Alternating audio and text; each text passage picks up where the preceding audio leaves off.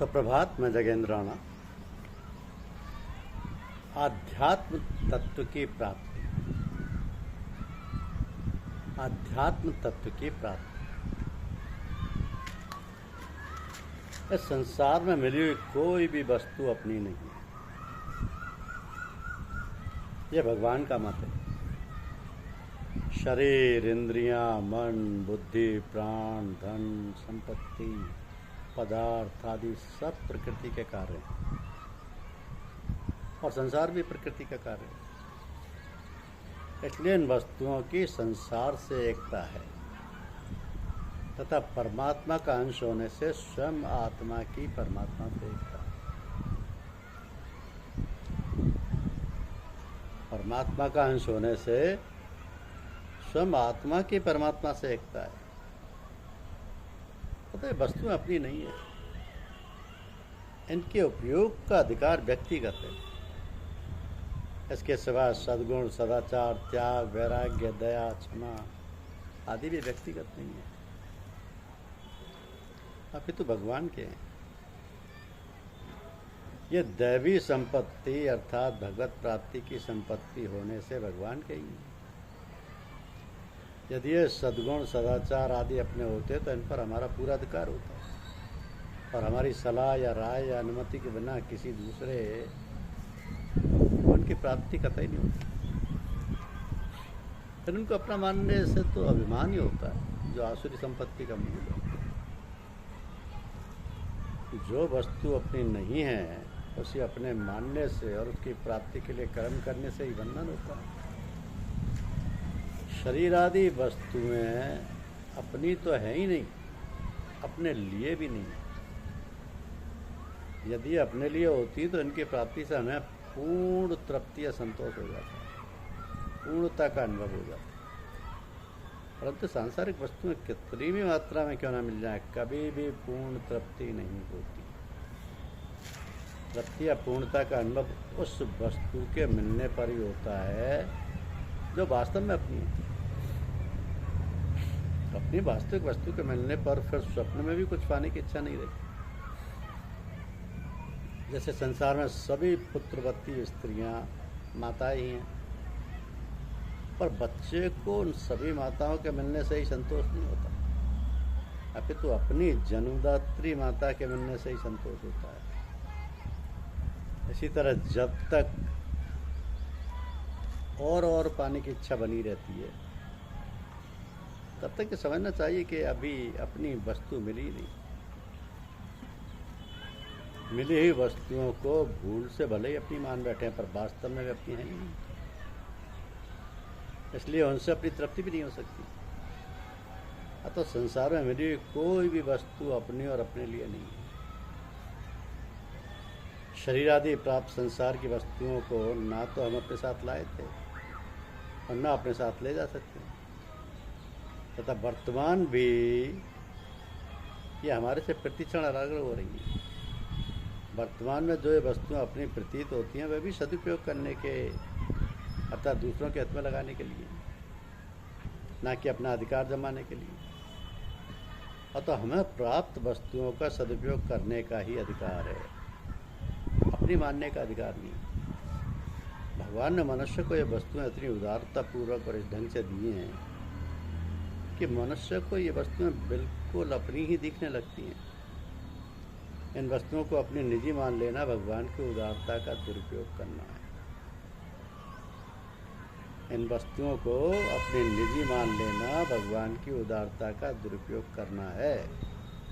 जो वस्तुएं अपनी नहीं हैं पर जिन्हें भूल से अपनी मान लिया है, उस भूल को मिटाने के लिए साधक को स्वाध्याय के ख्याल से गहरा विचार करके उन्हें भगवान के अर्पण कर दें, अर्थात वस्तुओं के प्रति भूल से माना हुआ अपनापन हटा लें।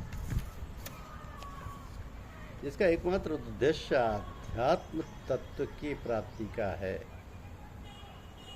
ऐसा साधक यदि गंभीरतापूर्वक विचार करे तो उसे स्पष्ट रूप से समझ में आ जाएगा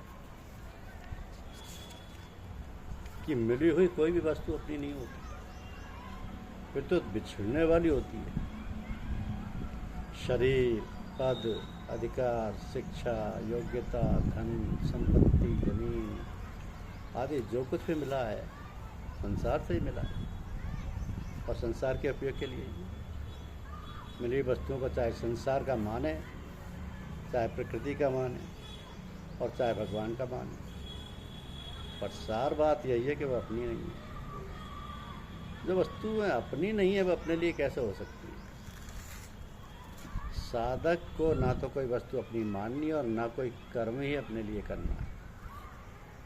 अपने लिए किए गए कर्म बांधने वाले होते हैं, अर्थात यज्ञ निष्काम भाव पूर्वक परहित के लिए किए जाने वाले कर्तव्य कर्म के अतिरिक्त अन्य अपने लिए किए गए कर्म मनुष्य को बांधने वाले होते हैं। यज्ञ के लिए कर्म करने वाले साधक के संपूर्ण कर्म संचित कर्म भी विलीन हो जाते हैं। भगवान समस्त लोकों के महान ईश्वर हैं, सर्वलोक महेश्वरम। भगवान समस्त लोकों के महान ईश्वर हैं, सर्वलोक महेश्वरम। जब मनुष्य अपने को वस्तुओं का स्वामी मान लेता है तब वह अपने वास्तविक स्वामी को भूल जाता है, क्योंकि वह अपने को जिन वस्तुओं का स्वामी मानता है उसे उन्हीं वस्तुओं का चिंतन होता रहता है। अतः भगवान को ही विश्व का एकमात्र स्वामी मानते हुए साधक को संसार में सेवक की तरह रहना चाहिए। और सच्चा सेवक अपने स्वामी के समस्त कार्य करते हुए भी अपने को कभी स्वामी नहीं मानता। अतः साधक को शरीर, इंद्रियां, मन, बुद्धि, पदार्थ आदि को अपना न मानकर केवल भगवान का मानते हुए अपने कर्तव्य का पालन कर देना चाहिए। कर्म करने में केवल निमित्त बन जाना चाहिए, अपने में स्वामी पने का अपमान नहीं करना चाहिए। सर्वस्व भगवान को अर्पण करने के बाद लाभ, हानि, मान, अपमान, सुख दुख आदि जो कुछ आए उनको भी साधक भगवान का ही माने और उससे अपना कोई प्रयोजन ना रखे। सारे कर्तव्य आयु ही परिस्थिति के अनुरूप होते हैं। परिस्थिति के अनुरूप प्रसन्नतापूर्वक अपने कर्तव्य का पालन करता रहे, यही भगवान के मत का सदा अनुसरण करना है।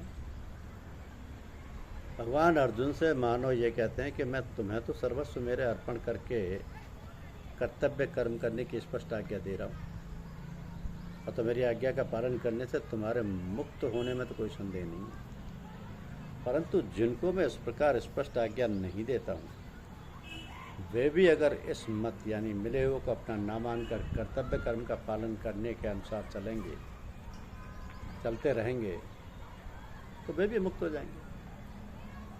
कारण ये कि मत ही ऐसा है, चाहे मुझे माने या ना माने, केवल इस मत का पालन ही करता रहे तो मनुष्य मुक्त हो जाता है।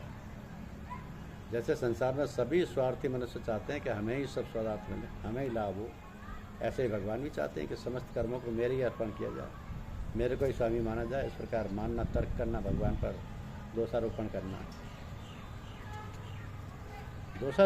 है। तो भगवान के सिद्धांत के अनुसार चलने वाले मनुष्य कर्म बंधन से मुक्त हो जाते हैं और ना चलने वाले मनुष्यों का पतन हो जाता है। ऐसे ये तात्पर्य निकलता है कि मनुष्य भगवान को माने या ना माने, इसमें भगवान का कोई आग्रह नहीं, परंतु उसे भगवान के मत का पालन अवश्य करना चाहिए। इसमें भगवान की आज्ञा है। अगर वह ऐसा नहीं करेगा तो उसका पतन अवश्य हो जाएगा। हाँ, यदि साधक भगवान को मानकर उनके मत का आचरण करे तो भगवान उसे अपने आप को दे देंगे। परंतु यदि भगवान को ना मानकर केवल उनके मत का भी आचरण कर सके तो भगवान उसका उद्धार कर देंगे। तात्पर्य यह है कि भगवान को मानने वाले को प्रेम की प्राप्ति होगी और भगवान का मत मानने वाले को मुक्ति की प्राप्ति हो जाती है। भगवान के मत मानने वाले को मुक्ति की प्राप्ति हो जाती है। तो भगवान के मत का अनुसरण न करने वाला मनुष्य अपने सारे कर्म राग अथवा द्वेषपूर्वक करता है। राग और द्वेष दोनों ही मनुष्य के महान शत्रु हैं।